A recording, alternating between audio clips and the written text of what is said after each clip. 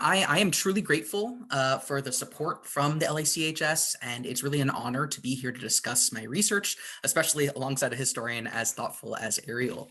My name is Chris Fennessy. I am a recent graduate of Cal State LA's Graduate History program, and there I specialized in studying the pedagogy of teaching history, in public history, transnational history, and of course, the history of Los Angeles. My paper, titled The Most Amazing Chapter in the Southland's History, Mythmaking and Boosterism in the 1932 Los Angeles Olympics, was written as part of a research seminar during my graduate study at Cal State LA. And in it, I argue that the 10th Olympiad, held in Los Angeles in 1932, served as a unique site for elite city boosters to produce and present a mythological view of LA to an international audience. And that this myth-making contradictorily claimed a multicultural vision of the city's past and present, while in fact upholding ideals of white supremacy through representations of American progress and the marginalization and subordination of non-whites. I was drawn into this subject after reading Barry Siegel's popular history of the games, Dreamers and Schemers. But while I found the book entertaining, it also raised a lot of historical questions for me that I wanted to explore with some more academic rigor. And in particular, I found myself captivated by the question of how the 1932 Olympics were experienced by the city's immigrant communities and what it was like to live in Los Angeles as a foreign national as the city prepared to host an international event. But unfortunately, I was unable to access the primary sources that I really wanted to highlight those communities' experiences, particularly as I was researching during the pandemic and only had access to online sources. But while I was searching for those bottom-up sources, I found a great deal of online resources created by and about those who produced the games, and in particular, the newspaper coverage of the games. And as such, my research shifted to be more focused on a top-down analysis of the actions of the city's elites at the time. But I maintained an approach that was critical of the elite's stated purposes and remained focused on how their actions and words revealed ideas about race and identity during the production and coverage of the 1932 Olympics. My research was greatly influenced by William Deverell's Whitewashed Adobe, where he examines the ways in which white supremacy influenced early 20th century booster conceptions of Los Angeles's past and present. And so I synthesized a similar approach to Deverell's with the focus on newspaper coverage of the event in David Welke's article, Viking Girls, Mermaids, and Little Brown Men, with additional inspiration from historians like Phoebe S.K. Young, Sean Dinses, and Mike Davis. My primary source base mostly came from online archives of local newspapers, including the Los Angeles Times, the San Pedro News Pilot, and the Eagle Rock Courier, as well as other sources created by the Olympic Organizing Committee, both locally and internationally.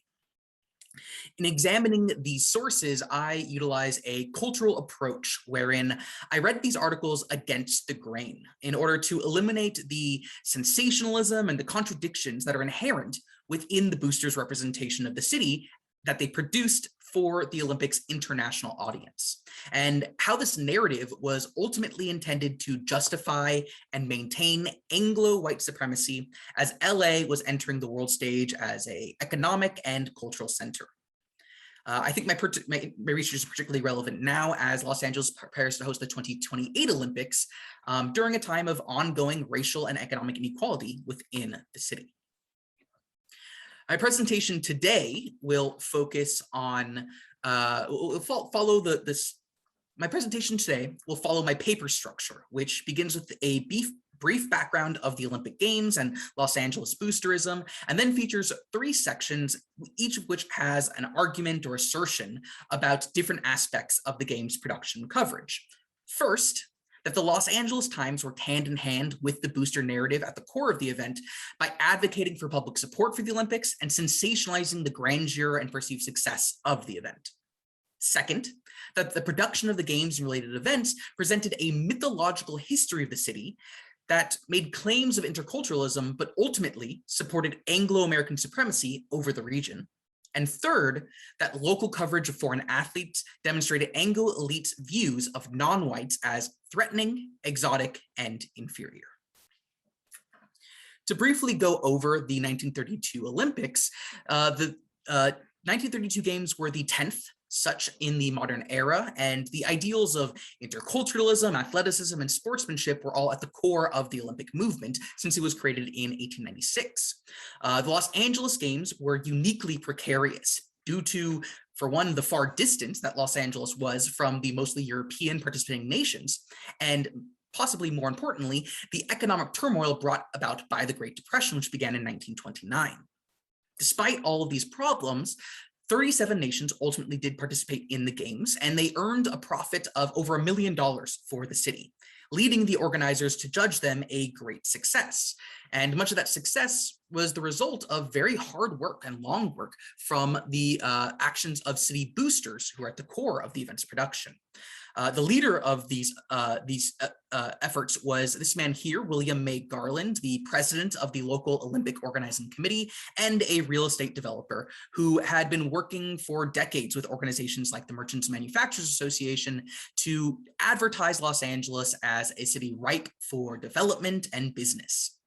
These boosters depicted the city as a subtropical paradise and a, quote, white spot that they tried to represent as free from organized labor and ideal for Anglo white Americans to visit or to settle down in.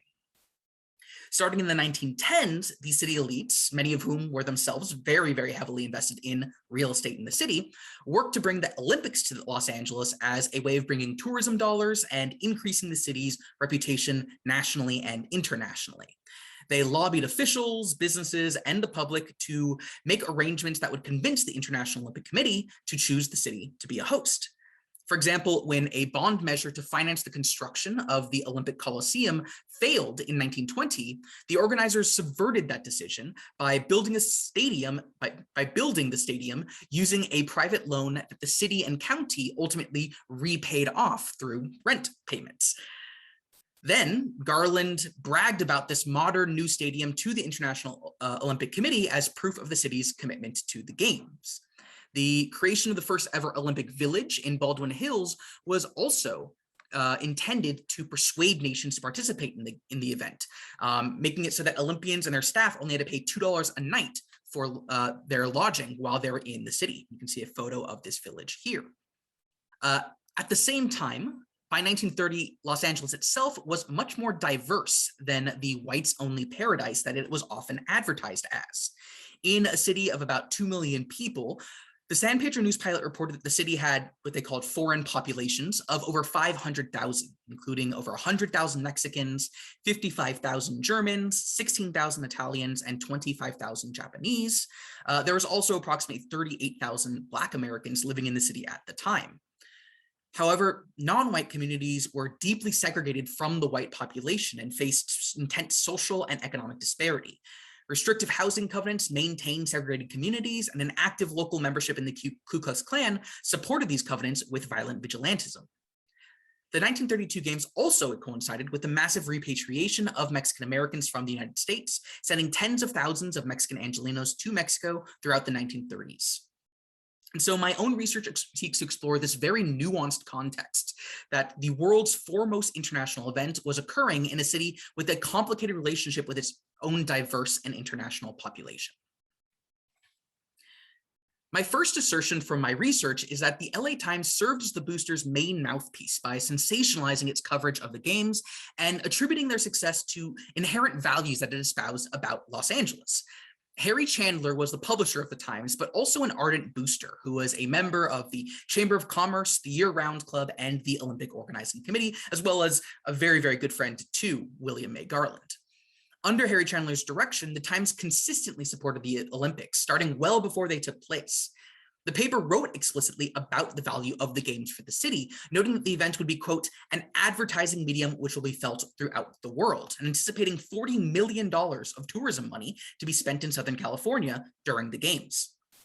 This masthead here was typical of the Times coverage, stating that as the eyes of the world are focused on the Southland, the magnitude of this international event and its significance are so great as to baffle description. As the event approached and athletes, journalists, distinguished officials, and tourists began to arrive, the Times turned up its enthusiasm, noting that the games would surely be, quote, an unqualified success, the greatest in history, and the harbinger of the most amazing chapter in the Southland's history. Coverage of the Olympics was often framed in nationalist terms, with a proud focus on American athletes' success in the competitions. But for boosters like Chandler, the game's success reflected more on Los Angeles than on the United States as a whole, and it provided further evidence behind their celebratory representations of the city. Long a crucial component of LA Boosterism, the Times framed the Southern California climate as, quote, an ideal location for all Olympic contests, with the exception of those requiring snow. And they boasted that the Olympic ceremonies, the opening ceremonies took place under a cloudless sky and our California sun. The newspaper also highlighted the many Hollywood celebrities who called the city home, with the shared interest between visiting Olympic athletes and film stars like Douglas Fairbanks and Mary Pickford featured prominently in its coverage. Thus, in attributing the success of the games to LA's natural and social character, the LA Times under Harry Chandler served as an important resource in boosting the city to a national and international audience. My second assertion is that the production of the Olympics and related events hosted during the games illustrates boosters' attempts to present a mythological view of Los Angeles as a multicultural city that exemplified the virtues of American progress. One important aspect of this myth-making was to utilize what historians have referred to as the city's Spanish fantasy past, a term originally coined by Carey McWilliams. The Spanish fantasy past was an ahistorical story of the city's early history that connected what boosters saw as the progress that was brought on by the Americanization of the region after the US-Mexico War with a civilizing narrative they attached to the coming of the Spanish missionaries in the 18th century. As one of the largest events in the Southern California history, the production of the 1932 Olympics also intersected with this Spanish fantasy past myth. A great example of which is in the program for the opening ceremonies, which included a telling message from Dr. Robert Gordon Sproul, University of California president. Sproul described the city as, quote, but yesterday a Spanish pueblo, today a far-flung metropolis. The Spanish fantasy past myth-making served not only to tie LA to a European and not indigenous or Mexican past, but it also framed the city's present state as a representation of Euro and Anglo-American modernity and progress. Sproul also used the occasion to tie the Olympics, to tie Los Angeles to Greece, stating that, quote, in California, we are favored with many of the physical characteristics of the lovely land in which these games had their origin. And so by tying California to Greece, Sproul claimed a kind of geographic Europeanness for LA, so that even Southern California's natural environment became divorced from the indigenous people of the land. The game's organizers also produced a pageant titled California Welcomes the World as part of the official events surrounding the games, which included 2,000 performers and musicians who in 31 acts performed dances and routines to honor each participating country. You can see here an LA Times promotion for the event, and the event featured a retelling of early American history, or early California history, starting with a Native American dance presented on stage until the arrival of 16th century conquistador Hernan Cortez, then followed by numbers titled March of the Padres and the Birth of California. The pageant thus presented the coming of the Spanish as bringing civilization to the region, with no mention of Spanish violence or indigenous resistance.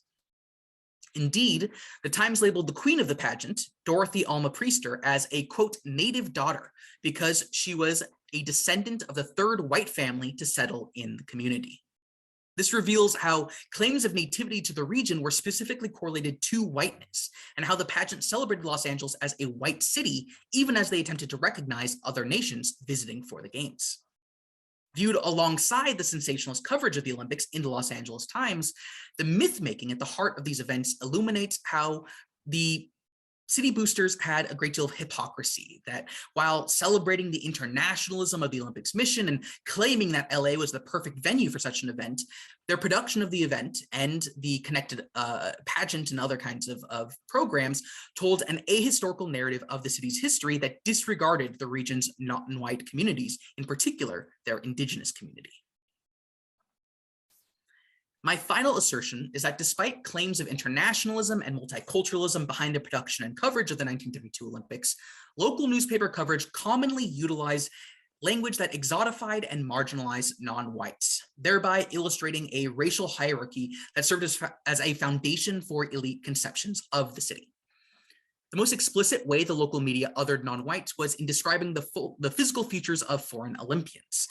While Swedish athletes were described as mighty, Germans as straight and stalwart, and Italians as Mussolini's handsome athletes, the visiting Indian athletes were constantly defined by their turbans, the field hockey team referred to as turbaned tornadoes or turbaned thunderbolts. The Times coverage of the opening ceremony seen here described Argentinian athletes as tall fellows browned by the Pampas suns, and the Brazilians as browned boys. The Japanese athletes were particularly targeted in the Times coverage, being described at various times as little yellow men, childlike little lovable brown men, slant-eyed sons of Nippon, and as little Japs. In casually and commonly describing these athletes in such ways, the Times centered race in their representation of these athletes, highlighting their non-white status through exotic and diminutive descriptions of their bodies and dress.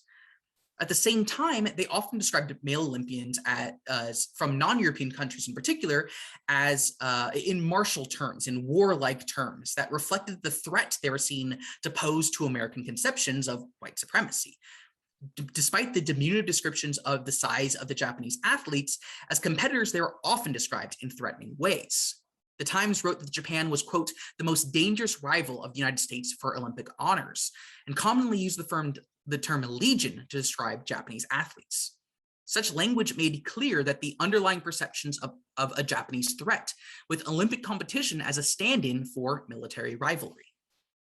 Likewise, the Indian team was referred to as turbaned threats from far off India and repeatedly said to have invaded Los Angeles. At times, the coverage was not only racialized, but gendered. The local press covered Japanese women with a distinct focus on stereotypical expectations of their dress and manners, such as with this photograph. These kinds of photographs often were commonly featured in local newspapers and illustrated the importance of physical appearance to the way Japanese female athletes were covered. As can be seen here, they focused on the traditional garb the women wore as a reflection of their foreignness. The photograph's headline and description even misspell kimono as kimonas, illustrating the little care given to accurate coverage of the culture of the women who were being written about and photographed. The racialized coverage of the visiting Olympians was at times also directed at local non-white communities. Local ethnic and racial communities in Los Angeles were very active during the Olympics, hosting visitors, raising funds, and putting on events and banquets. The San Pedro News Pilot heavily focused on the arrival of athletes and others on ships in the San Pedro port, commonly referred to these communities as foreign clans or colonies in their coverage. For example, highlighting how calling the local community, highlighting how foreign they were by describing their bonsais for the arriving Japanese athletes, and therefore highlighting their marginalized status from the white Anglo mainstream. When seeing this in contrast to the Japanese community's own coverage in the Japan California Daily News, we instead see a clear American identity existing alongside the local community's Japanese identity, as when they held fundraisers that utilized American music, dance, food, and celebrities. The logos and photographs from such events make this hybrid Japanese-American identity clear, with the continual use of both Japanese and American flags as central motifs, as you can see in this photograph here of the farewell banquet held for the Los Angeles Olympic team, held for the Japanese Olympic team by the Southern California Japanese Association. Unfortunately, the mainstream press coverage of the Japanese community and other non-whites rarely represented them as American. Instead, they presented all non-whites covered in the Olympics as different from a core American identity that was wrapped up in white supremacy, patriarchy, and military power. Thus, even as they celebrated international ideals that the Olympics symbolized, Los Angeles' major newspapers upheld these divisive ideologies by marginalizing and othering both foreign and local non-whites in their coverage. Taken all together, though the 1932 Olympics were praised by the LA Times and other local newspapers as an unqualified success, they did not make Los Angeles a, quote, better sport, a kinder neighbor, and a firmer friend, as one local hoped in their letter to the editor at the Times. The energy and resources put in to welcome the teams and attendees from around the world, to build stadiums in the Olympic Village, to grant discounts to athletes, and to host celebratory events were not to be found in alleviating the struggles of Angelenos during the Great Depression. Harry Chandler and his allies in the Merchants Manufacturers Association continued to promote the anti-union open shop system in the city, working against New Deal initiatives that were intended to protect workers here in Los Angeles. And racial disparities continued to affect the city after the Olympics as well. Made most visceral in a Los Angeles Times article about a Mexican general and overseer of a penal colony in Mexico who had come to the city to watch the games and was then tasked with overseeing the repatriation of 200 Mexicans from Los Angeles during his travel back home. And in the coming years, tens of thousands more Mexicans and Mexican Americans would be deported and repatriated from Southern California because they were seen as a threat to white labor. Ultimately, the myths espoused by boosters and local newspapers and the tourism drawlers brought in by the event's success had little effect on the lived experiences of these marginalized Angelenos. Today, we are less than a decade away from the third time that LA will be host the Olympic Games in 2028.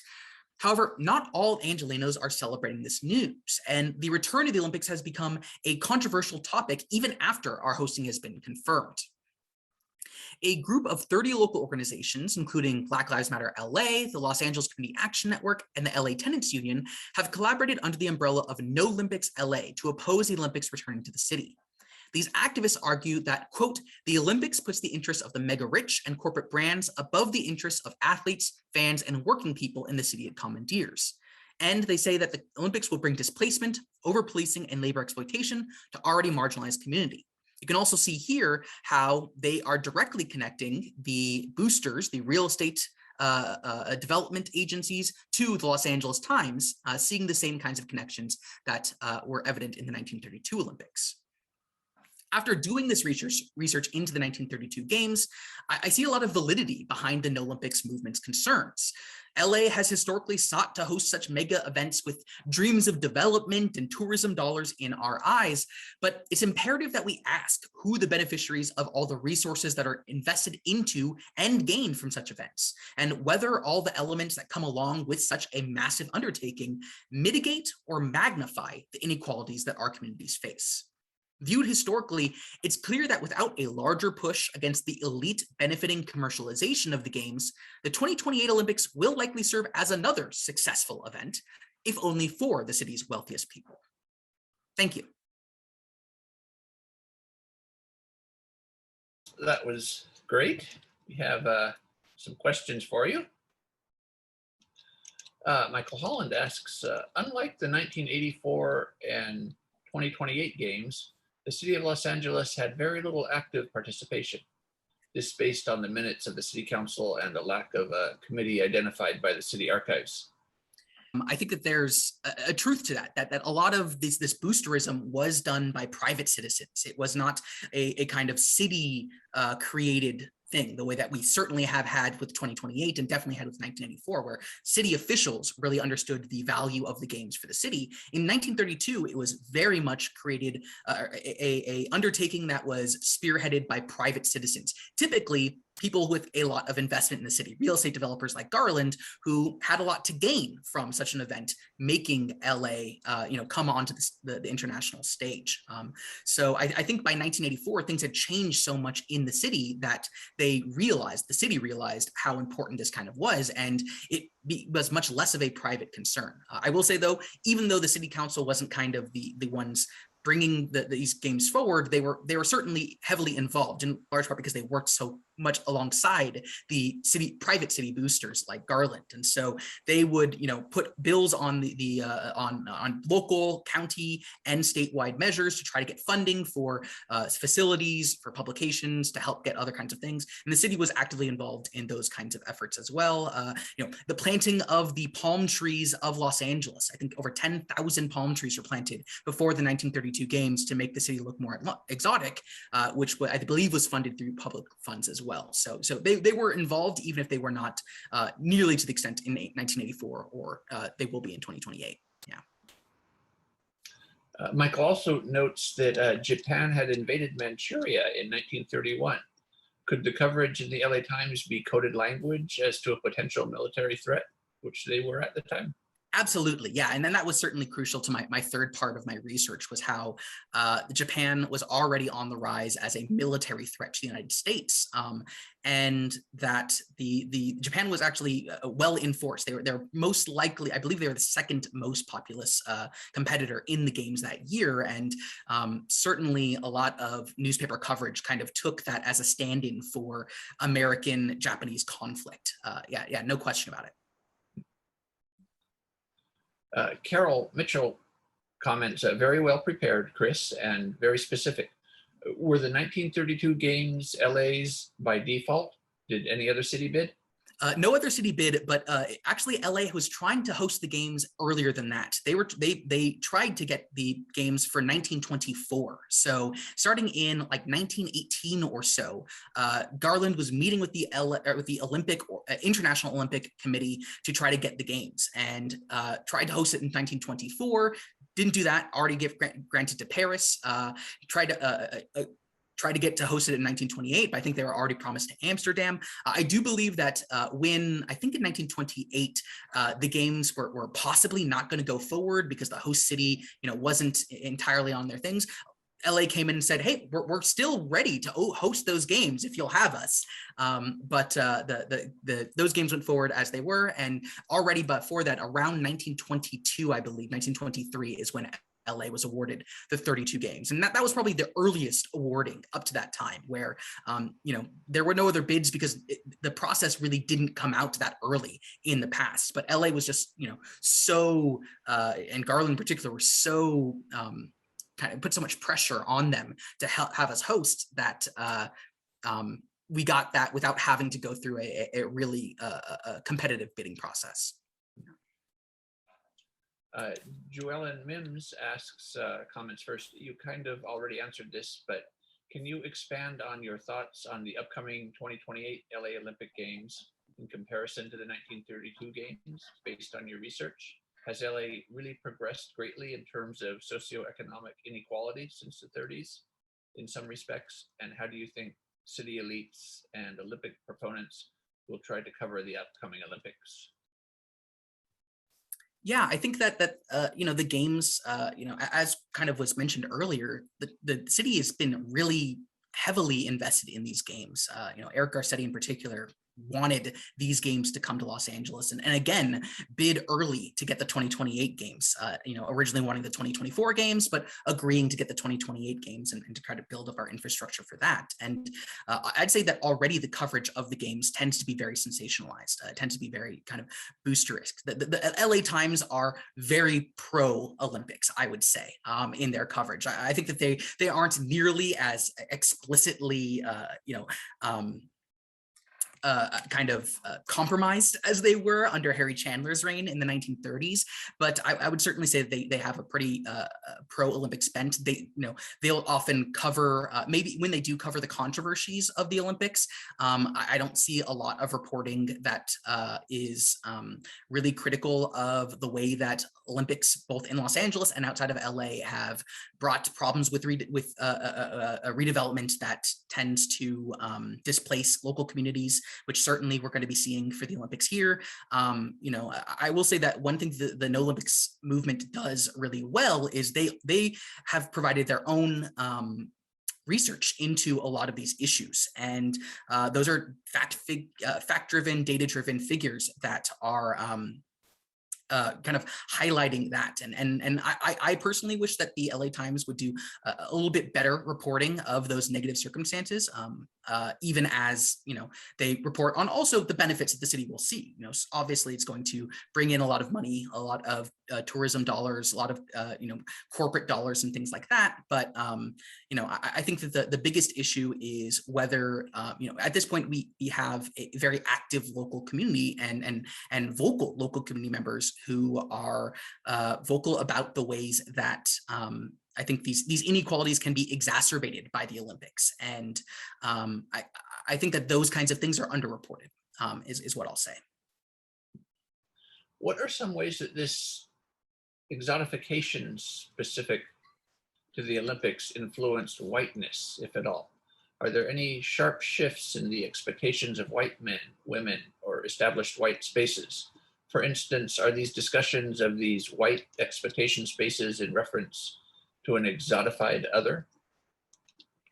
Yeah, that's very interesting. And really one of the things that was most fascinating to me coming from these sources was the ways in which LA really started to kind of highlight a kind of multicultural presence. It called itself the international city. As Geneva sure could be the host of the League of Nations, but LA is the international city. While at the same time, they, I think, tried to whitewash it, to use William Deverell's terms, right? To make it so that the aspects of LA space and the ways that they could introduce the diversity of LA were utilized in benefit to really white elites. For example, the opening of Olvera Street in downtown Los Angeles is a great example of this, where this was the kind of creation of a romanticized version of a Mexican marketplace under the direction of Christine Sterling, an Anglo-white woman. And that even though it was done in ways that were trying to be, culturally specific and highlight a Mexican culture, it was also done in ways that displaced local community members, that certainly displaced any kind of political protest or economic designs that were outside of using it as a tourist center, using it as a way for them to kind of go, for white folks in particular, to go in it and be able to experience a kind of watered down, romanticized version of Mexican culture without having to go to Mexico, essentially. Later in the 1930s, China City opens up a few blocks away. It's a very similar version of that for the Chinese community. I think those are good examples of how, the city was aware of these histories and present, existence of these non-white communities, but it really, these private elites tended to kind of navigate through this in a way that was often objectifying and commodifying to those communities. And if they could do that, then that was something that I think that they saw as the greatest benefit and the best way to build that. And so in many ways, they kind of created white spaces that were billed as non-white, but really were billed as safe for white people, even though it brought a kind of non-white kind of experience or culture that was trying to be presented. Eileen Ford compliments you on a wonderful presentation. Thank you. She asks, I'm not sure that the records even exist, let alone are accessible now during the pandemic, but have you found information regarding the role of non-white labor in putting on the 1932 games? That's a really great question, and one that I haven't been able to find anything. I've still been all online, so I've still only had access to kind of online resources, and I haven't unfortunately been able to find that kind of answer. If that does exist, I'm sure there would be some in city archives, frankly. I think that, for example, I mentioned earlier the attempt to get palm trees here in Los Angeles. 400 unemployed men during the Great Depression were hired to do this activity. So it was, giving funds to people who are suffering during the Great Depression. I wonder, and I would not be surprised if the city records did classify who those men were. I could see perhaps surnames or even classifications of their race or ethnicity that could help me kind of come to some sort of conclusions in that way. Definitely the kind of thing that as I, eventually hopefully would feel comfortable going to archives and things again, I could really try to explore, because while I think that all of this is really fascinating and looking at the coverage in this way is very interesting to me, I still have that passion to look and see a more bottom-up approach to how non-white communities in Los Angeles experienced the games, and how they were involved with the production of the games, and with seeing their own countrymen